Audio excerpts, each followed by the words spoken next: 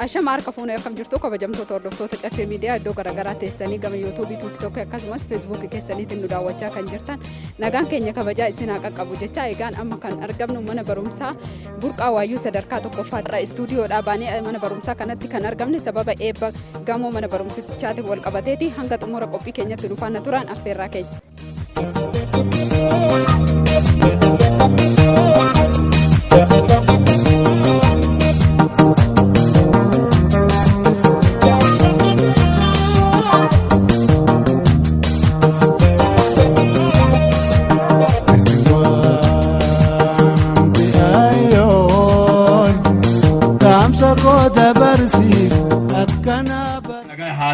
Ufni biyyatti haa deebu, aannan muchatti haa deebu, roobi lafatti haa deebu, gabbinni irratti haa deebu, qeenqee nagayaa haa taatu. Magaalaa keenya magaalaa gabbinaa, magaalaa tokkummaa, magaalaa Afrikaa, magaalaa addunyaa haa taatu. Wal jaalallu haa kennu. Diina nurraa deebisi. Qe'ee teenya nageessi. Qe'ee teenya nageessi. Dololloo yaasi. Yaa hambaa gabbisi. Ciniisan goomsi. Sangaawwan dabsi. Mana qaaqatti nu bulchi. Biyya nagaatti nu bulchi. Qe'ee teenya qe'ee nagayaa godhi. Uummata wal jaalatu, uummata tokkummaa nuu godhi. Bara fayyaa ta'a. Kana badada lil babadasi tadi roba gultabari turtabari urfobatu badanagaya watin burdu yo agje ora bulade bana ufagara daga binati.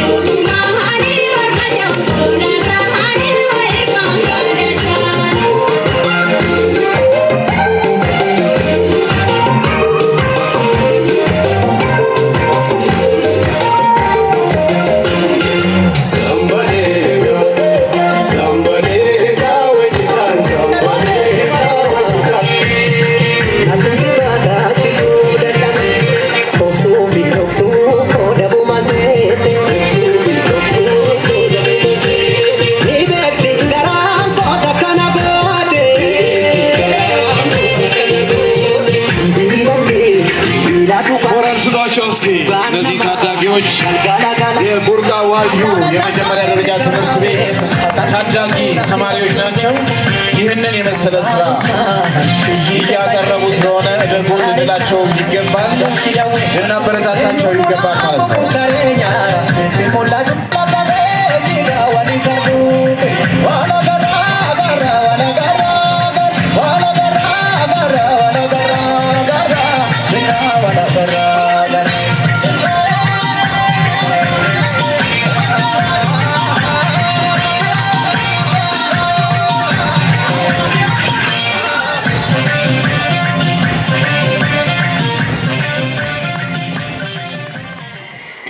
እነዚህ ፕሮጀክቶች ሲከናወኑ ከ899 በላይ የከተማችን ነዋሪዎች የስራ እድል የፈጠሩ ነበሩ። በመሆኑም በእነዚህ ፕሮጀክቶች የተሳኩ እንዲሆኑ ርብርብ ያደረጋችሁ የክፍለ ከተማችን አስተዳደር፣ የጽህፈት ቤታችን ባለሙያዎች፣ ኮንትራክተሮች፣ አማካሪዎች እንዲሁም ባለድርሻ አካላት ለነበራችሁ ቀና ትብብር በራሴና በጽህፈት ቤታችን ስም ልባዊ ምስጋና ይድረሳችሁ እያልኩኝ ለነበራችሁ ተሳትፎ አመሰግናለሁ ለማለት እወዳለሁ። እዚህ በመቀጠል የክፍለ ከተማችን ዋና ስራ አስፈጻሚ የተከበሩ አቶ ብርሃኑ አበራ የእንኳን ደህና መጣችሁ ንግግር በማድረግ የዕለቱን የክብር እንግዳ እንዲጋብዙልኝ በአክብሮት ወደ መድረክ ጋብዛለሁ። እንግዲህ መንግስታችን ከቅርብ ጊዜ ወዲህ ለሰው ቀጥተኛ ፋይዳ ያላቸው በሰው ህይወት ውስጥ ትክክለኛ አዎንታዊ ተጽዕኖ የሚያደርጉ የልማት የመልካም አስተዳደር ችግሮችን በቅርበት የሚፈቱ በርካታ ማህበራዊ ፋይዳ ያላቸውን ፕሮጀክቶች በአጭር ጊዜ አቅዶ በአጭር ጊዜ ሪሶርስ አንቀሳቅሰው በአጭር ጊዜ ፈጽመው ለማህበረሰቡ ፋይዳ እያዋለ ይገኛል ማለት ነው። ይሄ ፕሮጀክት ከዚህ በፊት በከተማችን የምናውቃቸው ፕሮጀክቶች ቢሆን በግማሽ ዓመት ማጠናቀቅ ይቅርና በሙሉ ዓመትም አልፎም በሁለትና በሶስት ዓመት የማይጠናቀቁ ነበሩ ማለት ነው።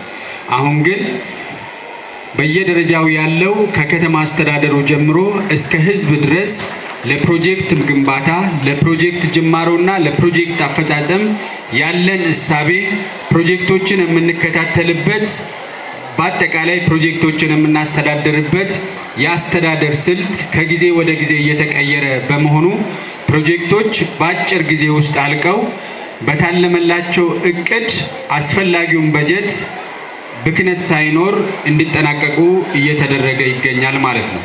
በመሆኑም እነዚህም ፕሮጀክቶች በአግባቡ ታቅደው በወቅቱ እንዲፈጸሙ ተገቢውን ክትትልና ድጋፍ ያደረጉ ባለድርሻ አካላት እንደገና እንድታመሰግኑልን እጠይቃለሁ። እንግዲህ በዛሬው ዕለት በክፍለ ከተማችን የተለያዩ ማህበራዊና ኢኮኖሚያዊ ፋይዳ ያላቸውን የካፒታል ፕሮጀክቶችን እያስመረቅን እንገኛለን። በተለያዩ ወረዳዎች ላይ የተለያዩ የማምረቻ ሼዶችን አስመርቀን ከዚህ በኋላ ወደ ስራ የሚገቡ ይሆናል ማለት ነው።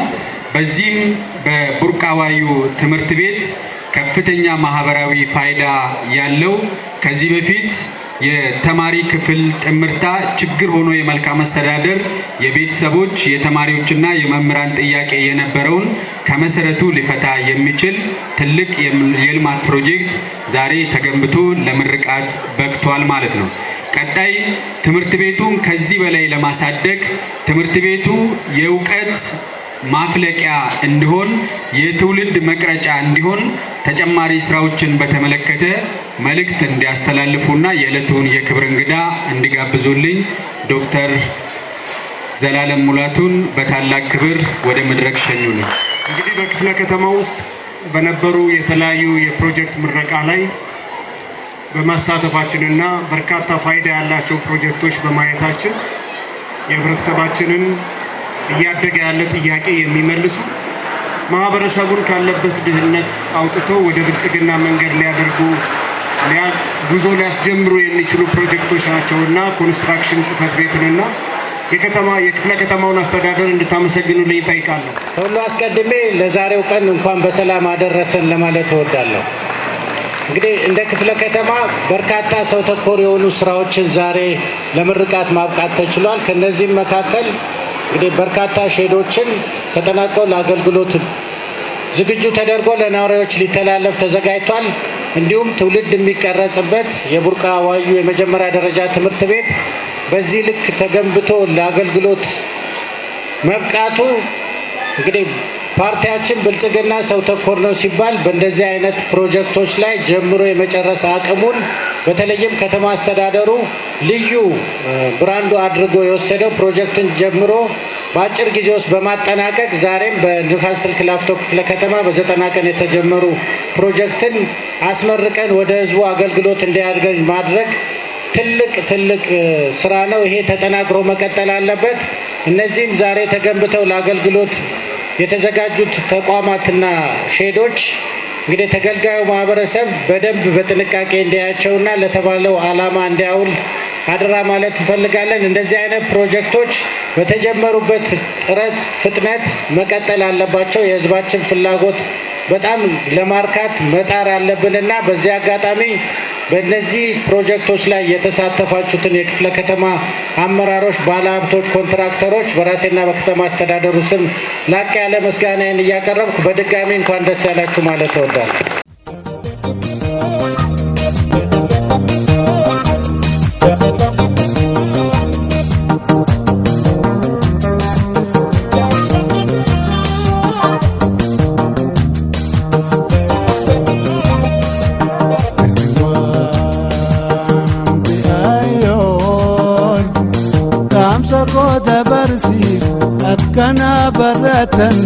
Sanyii Dashuun jedhama.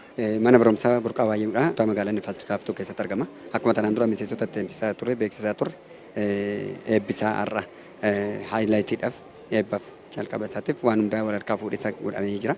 Beekamtii fuudhamee jira. Garuu sagantaan isaa sagantaan addaa kan itti fufu ta'uu isaa ni beekama. Haa ta'u malee guyyaa har'aatiif garuu eebbi bifa gaariidhaan, bifa shaggaadhaan eebbi gaggeeffamee jira jechaadha. Kanaaf waldaan dargaggoota caffee hojii gamtaa waliigalaa gaheen isaa as keessatti ba'e immoo gahee addaati kan ba'ee jiru. Kanaaf nus gaa waldaan dargaggoota caffee karaa addaatiin bifa addaatiin badhaafamas beekamtiis argannee jirra. Haala kanaatiin kan itti deemnu ta'a. Fuulduraaf irree akkanumatti itti fufuu danda'an imeejii waldaatis ta'e waldaan eenyummaa isaa dhaloota qaruu irratti barnootaan dhaloota qaruu irratti fuulduratti kan itti tarkaanfatu ta'a jechaadha. Aadannoon kiyyaa yeroo marasaa Finfinneen boojinaadha. Finfinneen boojinaa jennu waan shanii nurraa fudhatamtee waan shanii boojinaa jechaa turre. Kun jechaan qabatamaan agarsiisuu qabna jechaadha. Finfinneen haadha teenya haadha biddeenaa abbaa biddeenaa keenya hamaati jennee jirra. Finfinneen obboleettii teenya niitii diina keenya jechaan jennu sun Finfinneen keenya garuu qeerraa nu buqqisanii biyya keenya biyyaa nu baasanii mana keenya ala nu bulchanii agabuu nu bulchiti kan jennu sun kanaan. Kun jechaan qubee keessatti beela'ee jira. Qubee afaan Oromoodhaa barachuu irratti dhaloonni yeroorraa yerootti beela'aa dhufee jira jechaadha. Kanaafuu beela qubee keessaa akka ba'uuf tokkummaadhaan akka dhufuuf akka dagaaguuf waliin akka ta'uuf wajjin akka hojjetamuuf dirqama dhaloonni hunduu fakkeenyummaa keenya fudhatanii jaarmiyaan kunillee akka fudhatee hojjetuuf bifa kanaan itti deemama jechaadha. Sababni isaa jennaan ani nama ergan ta'ee akka namaatti yaadde taanaan qubee ijaaruun dhaloota qubee yoo babal'isne malee boruuf iftanitti qubeen Finfinnee keessatti akkuma tanaan dura calqabnee dhiibuutu taanaan gaariin ta'u waan ta'eef itti fufuu qaba. Warri kunis kanarraa fakkeenyummaa fudhatanii akka itti fufaniif waamicha dhiyeessina. Isinis galatoomaa ulfaadha. Tole Abbaay Tasfaayeen jedhama. Akka bulchiinsa magaalaa Finfinneetti jalqaba bara 2010 manneen barnoota afran banaman san keessaa isa tokkodha manni kuni. Garuu haa ta'u malee manni duraan baname gubbaarratti iyyadattuu ta'e sadarkaa lammaffaatti kan guddate jira. Kun immoo haadha isaa sadarkaa tokkoffaa gadi baheetiin asitti baname. Chaalenjiin ture egaa baay'ee haasa'ellee keessa ba'uun baay'ee nama rakkisaa yeroo gabaabaa kana keessatti. Haa ta'uti mooraan kun baay'ee isa dhoqqee akkamii raaree ture, maasaa ture, maasii qonnaa ture. Isa keessatti daa'ima barsiisuun daa'ima waggaa 4 barsiisuun bishaan lafa kanarra ciisu akka galaanaa ture. Daa'imman hanga mudhii isaaniitti keessa taphatu ture. So kana keessaa ba'anii har'a immoo kana keessatti har'a akkanatti miidhagee bareedee arguun waan baay'ee nama gammachiisudha. Deeggartoota Burqaa Waayyuu ilaalchisee waldaan caffee maanajimentii isaanii dabalatee obbo Sanyii Edashuu guddaa galateeffachuun barbaada. Maaliif mooraa kana akka jirutti yoo ilaalte akkuma jalqabarra sii kaasa ture bishaan ciisee raaree ta'ee ijoolleen daa'imman umrii 4 irraa jalqabee mooraa kana keessa jiru isiniin jedheera. Kanaaf ijoolleen kanaaf haala mijataa hin turre jechuudha. haala mijataan turre kana keessatti dhufee laalee sanyiin maanajimentii isaa guutuu wajjin dhufanii asitti ilaalanii bishaan irra ciise sana ilaalanii dhufanii dhuguma kuni uummanni Oromoo magaalaa Finfinnee keessatti akkanatti daa'imman isaatiin dararamuu qabu kan jedhuuni kunoo waan amma argitan kana liishoo kana naannoo kaaree gara 3,000tti hiqu liishoon uwwiseera jechuudha. Kuni waldaan dargaggootaa jechuudha. Kana jechuun immoo dhalootaa fi hammam cichee akka hojjechaa jiru waldaan caffee biyyatti hawaasummaa irratti, diinagdee irratti, eenyummaa irratti, hiyyummaa irratti hammam akka hojjechaa jiru caffee nutti agarsiisa jechuudha. Kanaaf maqaa mana barumsa kanaa fi maqaa kootiinis guddaa galatoomaa jechuun ni barbaada. Maqaan koo Wasanee Birhaanuu jedhama. Supervisor Astafabaarii Kilaastara Burqaawwayyuu. Gaafii waggaa dheeraadhaaf uummata Oromoo magaalaa Finfinnee keessa gaafatamaa ture kan deebiseedha manni barumsaa kuni. Barsiisonni keenyallee guutuu Oromiyaa keessaa kan dhufanidha. Isaanis kan dhufan maalinni qabsoo kanaan dura ture san karaa barnootaatiin lafa qabsiisuuf akkasumallee hojiirra oolee bu'aa qabeessa bu'aa guddaa kan itti argaa jiru barattoonni hedduun mana barumsa bultii addaallee galanii kan itti barachaa turan gama maatiitiinis gama barsiisaatiinis hojii bu'aa qabeessaatu hojjetamaa jira. Hundumtu xiiqii keessa galee kan itti hojjetamaa jirudha jechuudha. Hojii bu'aa guddaa agarsiisaa jirudha. Waldaa Caffee galatooma jechuun barbaada maqaa mana barumsa Burqaawwayyuutiin maaliif kanaan dura mooraan kun inni amma liishoodhaan akkasitti uwwifamee argaa turre kun konkolaataan saarviziin barattootaa keessa seenee bahuu kan hin dandeenye barataanillee yeroo roobni roobe as keessaa bahuu kan hin dandeenyedha. Garuu karaa waldaa Caffee hojiin kun hojjetamee akkaataa amma argaa jirru kanaan ijoolleen itti gammadanii maatiin itti gammadee uffata qulqulluu uffatanii dhufanii uffata qulqulluu uffatanii kan itti ba'aa jiranidha. Kun immoo kan ta'e karaa kamiini karaa waldaa Caffee kanaanii jechuudha. Kaamsa goota barsiif akkana baratan tika guddaan kiyyaa. Maqaan koo Barsiisaa Jireenyaa Hambisaan jedhama. Barsiisaa mana barumsaa Burqaawwayyuu sadarkaa tokkoffaati. Akkuma beekamu qophii eebba gamoo kanaadha. Innis hirmaannaa gama mootummaatiidhaan fi akkuma kana hirmaannaa uummataatiin kan ijaarame keessumattuu immoo gama dhaabbattoota adda addaatiin fakkeenyaaf kanneen akka waldaa Caffee hojii gamtaatiin kan dhaabbatedha jechuudha. Ani miseensa waldaa kanaa keessaa isa tokkodha. Dhugaa dubbachuuf taanaan amma laftuun nuti irra dhaabannee yaada kana isinii kennaa jiru kuni gama waldaa dargaggoota Caffeetiin kan hojjetamedha jechuudha. Inni jalqabaa manni kun akkuma sila kaasne mana sabni Oromoo guutummaan itti baratudha waan ta'eef mana barnootaa biraa yoo fakkeenya fudhatte baay'ee bareeda. Haalli qulqullina isaallee baay'ee kan namatti toludha jechuudha. Garuu manni kun waggaa darbee akka kanan turre lafti nuti amma irra dhaabannee haasa'aa jirru akka kanan turre jechuudha. Keessumaa namoota hirmaannaa cimaa godhan keessaa yookaas dhaabbattoota hirmaannaa cimaa godhan keessaa waldaan dargaggoota Caffeetiin isa tokkoffaadha jedheen fudhadha. Kanaaf deeggarsa isaanii gara fuulduraatti ammas akkasuma akkatti fufan jedha. Baay'ee galateeffachuun barbaada jechuudha. Maqaan koo Saaraa Tolasaan jedhama. Qindeessituu barnoota sadarkaa tokkoffaan duraati. Sagantaan har'a ture eebba gamoo G+4ti. Akkuma sosochii mootummaan keenya kanaan dura akka biyyaatti akka magaalaa Finfinneetti qabamee jiru milkeessuu keessatti deebii guddaa kennee jira jedheetii yaada. Guyyaa har'aa kanarratti akkuma beekamu waggaa dheeraadhaaf osoo hin hojjetamiin lafarra gototamaa ture gamoon kun yeroo ammaa kana immoo dhumee tajaajila daa'immaniif akka kennutti qophaa'ee jira. Cichoominaan yaa'u bajata mootummaa qofa miti manni barumsaa tokko galma ga'uuyyuu kan danda'u ispoonsara garaagaraa barbaada. Abbootii qabeenyaa garaagaraa sosochoosuu barbaada. Akkuma ammoo bosanyiin Oromummaa baay'ee kun waan salphaa miti qarshii miliyoona meeqatti tilmaamamuun mooraa kana kan hojjechiisanii akkuma kana abbootiin qabeenyaa biraallee Oromoo kan ta'an mana barumsaa kanarratti harka isaanii diriirsuu qabuun jedha. Maqaan koo Barsiiftuu Xajjituu Duudhessaan jedhama. Obbo Sanyiin gahee guddaadha kan inni mana barumsaa kana keessatti taphate. Duraan haalumti lafa kanaallee baay'ee namatti hin tolu ture. Bakka baay'ee humna isaaniitiin baajata isaaniirraa birrii nuu qoodanii waan baay'eedha kan isaanii mana kana keessatti hojjetanii. mul'ata kan olaalama bareedee hundisaayyuu mijatee bakka liqliq jedhee jira baay'ee isaan galateeffannaa jechuudha nuti. Maqaan koo Rushdaa Isaaq jedhama. Barattuu mana barumsaa Burqaayyuu kutaa 7ffaatiin dhufe. Kanaan dura yeroo roobni roobu dhoqqee ture. Ijoolleen warra ejjatu yeroo namni tokko isarra ejjatu namni sun immoo deemee nama sana rukuta. Amma garuu wanti sun hin jiru liishoonis teeraazoonis nu galeetiyyuu amma haala gaariitiin barachaa jirra. Maqaan koo Guyyoo Ebanoo jedhama. Har'a baay'ee namatti tola. Eebba gamoo keenyaatiin wal qabsiise.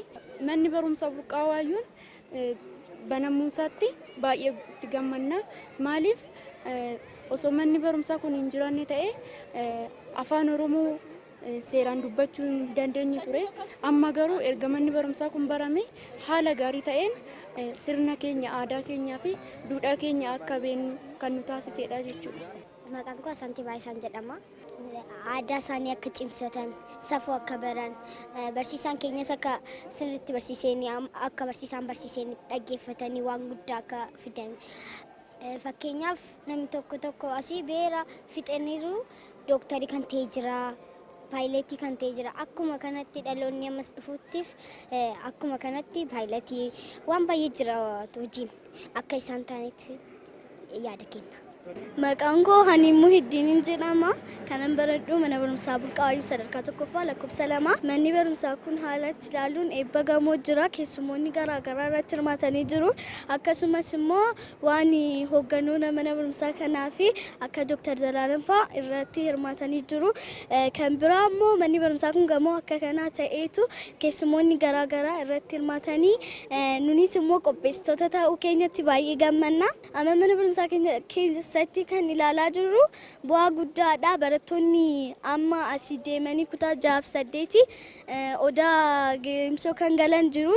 Ergaan dabarsu barattoonni kun akka cimanii baratanii fi warri kutaa 6-8 immoo akka barumsa isaanii irratti cimanii akka tattaaffatan isaaniif dhaamsa dabarsa.